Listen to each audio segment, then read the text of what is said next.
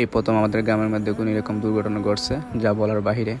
হয়ে গেছে কি অবস্থা সবার, আশা করি সবাই ভালো আছেন। আমি অত বেশি ভালো নাই, কারণ আজকে সকালে ঘুম থেকে ওইটা হঠাৎ করে আম্মু বলতেছে আমাদের এলাকায় নাকি একটা মহিলা ফাঁসি দিয়ে মারা গেছে।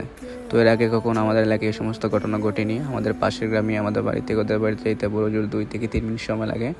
ওই যে সামনের গ্রামটা দেখতেছেন ও বাড়িতেই। তো আমাদের গ্রামে কখনো এসব ঘটে নাই, ফার্স্ট টাইম এরকম ঘটনা ঘটছে। দেখার জন্য মানুষ যাইতেছে সবাই।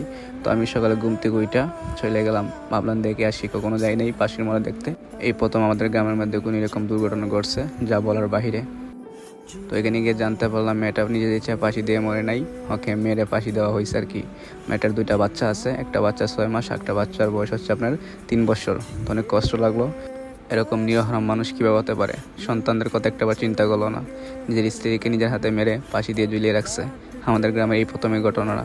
আমার লাইফে কখনো আমি ফাঁসির মরা দেখি নাই, এই প্রথম দেখছি ভাই। দেখার পর নিজেকে সামাল দিতে পারলাম না।